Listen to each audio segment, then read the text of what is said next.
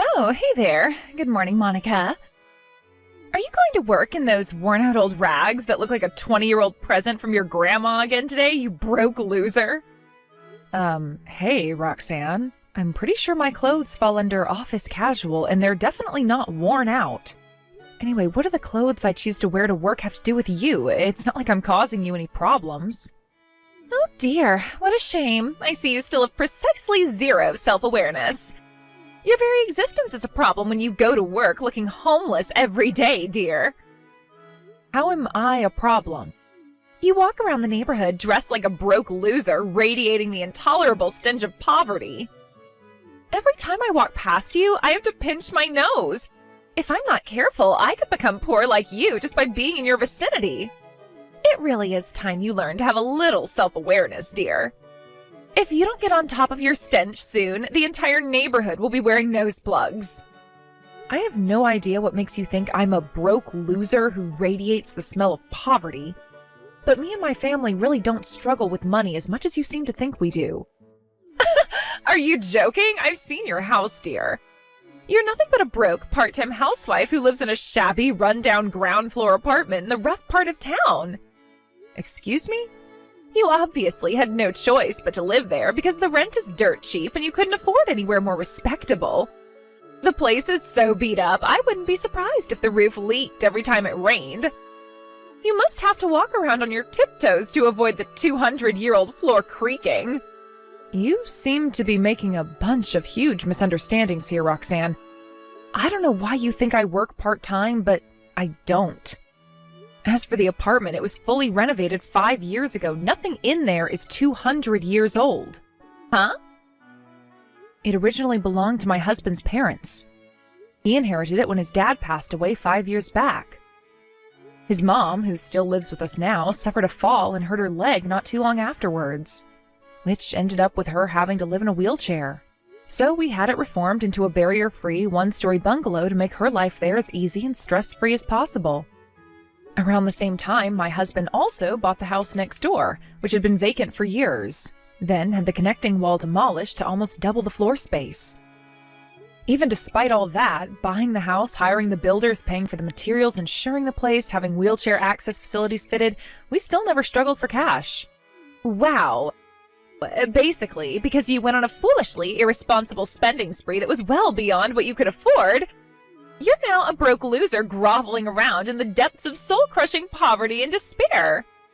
I guess everyone's definitions for poverty are probably different, but at least from where I'm standing, I don't feel like we're poor. That's only because you're too poor to have ever known what it's like to possess large amounts of money, my dear. I knew it. Without the sagely advice of someone highly respected, loved, and accomplished like myself, the wife of a CEO, you're not even capable of making even the bare minimum of decisions required to get by in life. You really are the most tragic human being I've ever met. You'll have to excuse me, but I have work soon, so I'm gonna have to head off. It's okay, dear, I understand. You'll get fired if you don't do as your boss tells you. I get it. It must really suck to be poor. But, Monica, really, I do at least think you should make the effort not to let your poor coworkers catch wind of the foul stench of your poverty. Everyone will be too grossed out to work, and productivity will be down across the board. Oh, that reminds me. Me and the other moms from kindergarten are throwing a New Year's party this Saturday. It'll be held at my apartment. You know, the top floor apartment of the luxury apartment building overlooking the river on 5th Street. But of course, no broke losers will be invited. I can't wait to look down on your pathetic papier-mâché cockroach den from the balcony of my luxury apartment while we sip our $10,000 champagne. We'll be so high up above you, your pitiful excuse of an apartment will look like nothing more than a piece of garbage. Oh, did I tell you our $10,000 champagne will contain specks of gold dust? I know you couldn't possibly imagine what it's like to indulge in such sophisticated extravagance, but hopefully these messages aren't making you too jealous. Well, of course, if you're absolutely desperate to come to my New Year's party and find out how the chosen few live, you need to get rid of that stench of poverty you radiate by moving up in the world until you make at least $100K a year. Only then will I consider sending you an invite. What on earth do you think you're playing at, Monica? Why would you come to my New Year's party? I made it very clear you weren't welcome.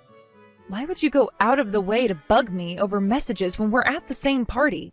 If you have a problem with me, come and say it to my face, Roxanne. That doesn't answer my question. What does a poverty-stricken loser like you think she's doing at a party of a CEO's wife? Anyway, what gives you the right to let yourself into my apartment like this? The roof of this building is a sacred place for the upper crust of society, life's winners like me.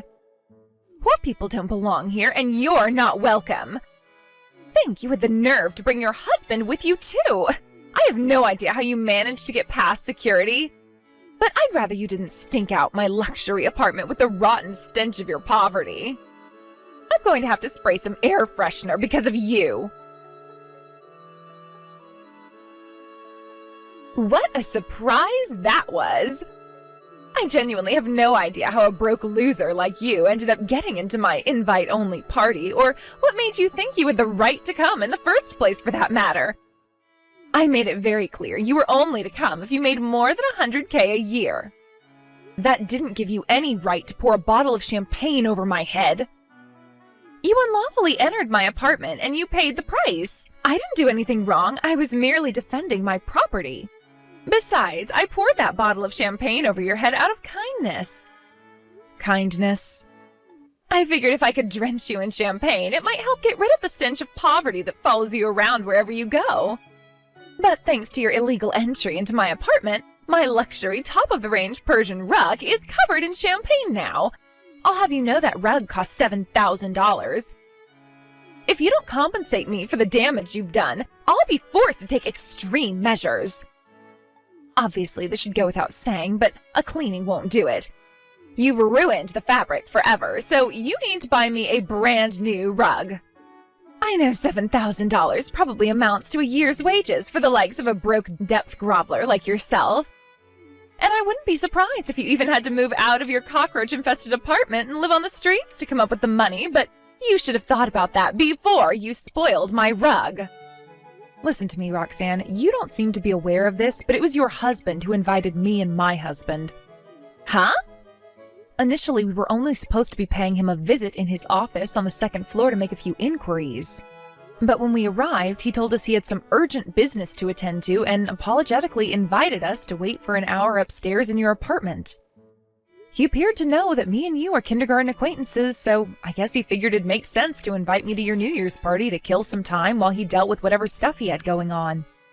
He came up with us in the elevator, let us in, and showed us to the living room before disappearing off somewhere in a hurry. Huh? But what reason could you and your husband possibly have for visiting my husband's company? Your husband said he'd be messaging you about that. Huh? Haven't you heard anything from him? I don't know, maybe in a message or an email? Well, hold on, let me check.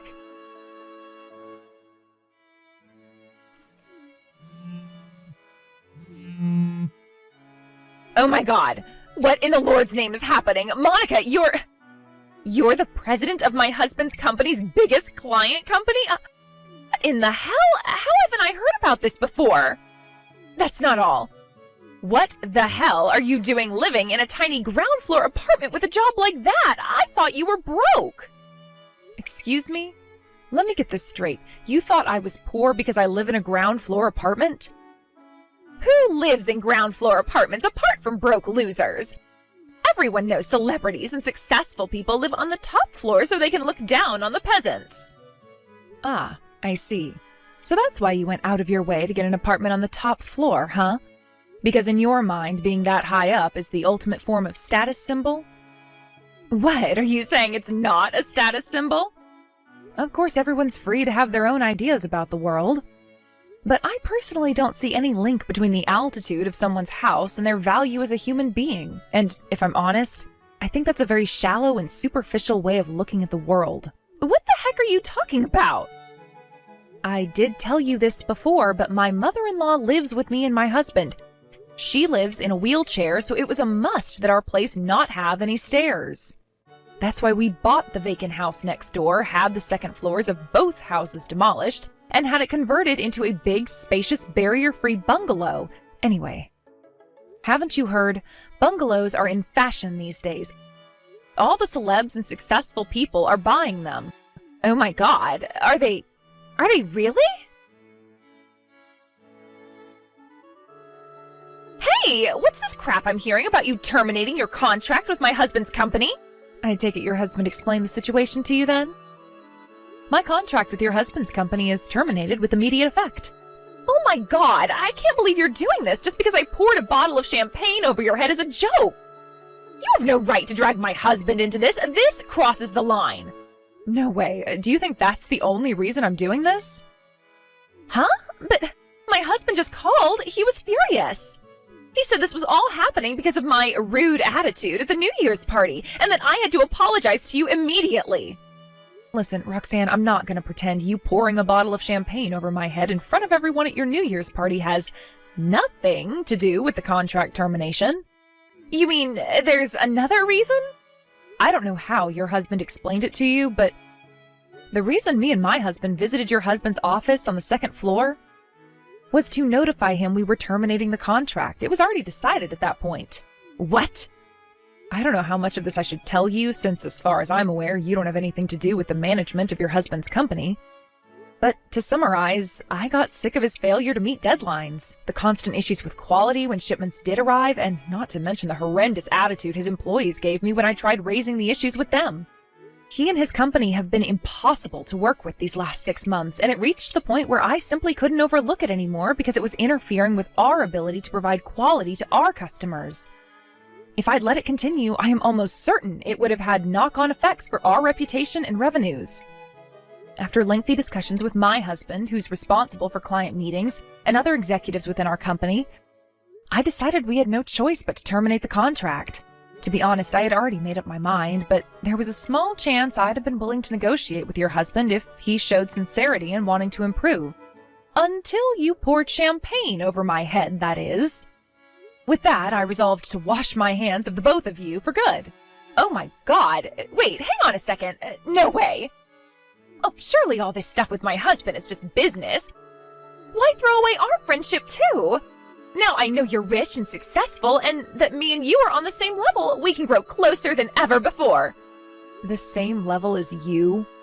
I get that you might be upset with my husband's company, but why throw away a friendship in the process? It seems like such a waste. Won't you rethink this, please, Monica? I can't say I was ever the type to link people's value as human beings to how much money they have, but I know that you take great pleasure in it.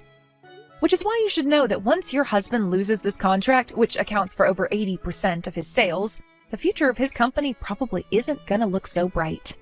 What? I advise you to consider the implications of that before talking to him. Monica! Could you please lend me some money? Say what now?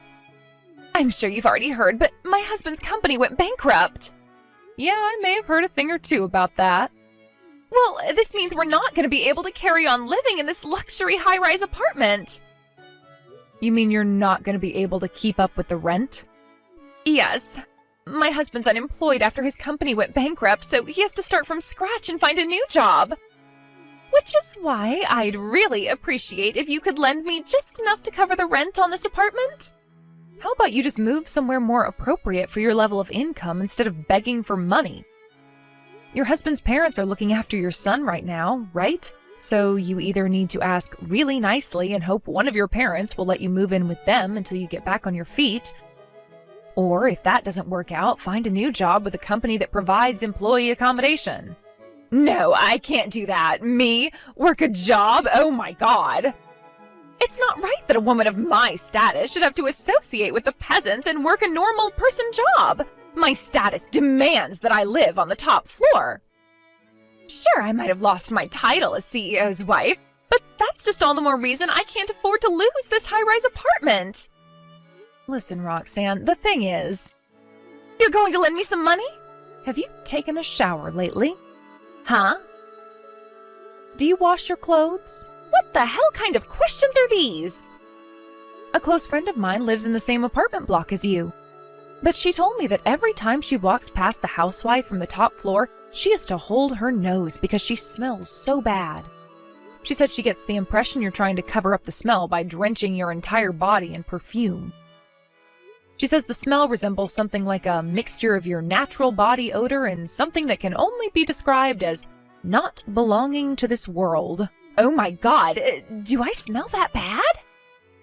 Yes, you really smell that bad. Apparently the smell is so awful that the company managing the apartments are currently in the process of writing up their claim against you because of the distress your stench is causing the rest of the residents.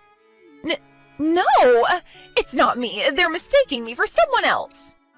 That's funny, because when I asked her for your room number, she gave me yours. No, there has to be some kind of mistake. I really think you should do something about this, Roxanne, and sooner rather than later. No, I do not smell! I did wonder for a second whether the culprit behind the rotten stench might be Roxanne's husband, but it turned out that by that point, he'd already moved back in with his parents who lived 10 minutes away, which meant that the only one left behind in that foul-smelling room was Roxanne, all alone and with nothing left but her wounded pride. As for why the place smelled so bad, I found out later that the utilities got cut as a result of their failure to pay the rent, which in the middle of the summer in a place this hot is never going to end well. Even in spite of that, Roxanne, whose sense of self-esteem seemed entirely dependent on her living on the top floor of a luxury apartment block, defiantly stayed behind for a short while despite receiving several eviction notices. Eventually, though, she lost her nerve and moved out. I don't know whether it was because of the constant complaints from the neighbors, but they must have been elated when they found out she was gone. With that, she moved in with her husband and his parents. In desperate need of cash, she was forced to get a part-time job at a nearby supermarket, which is where she now spends her days doing the bare minimum of work to get by while riddled with chronic self-esteem issues due to her intolerably putrescent body odor. Thanks for watching, folks! We hope you enjoyed the video. Don't forget to prove what a boss you are by liking and subscribing. Also, feel free to leave a comment about what you thought of the story. We can't wait to see you again next time.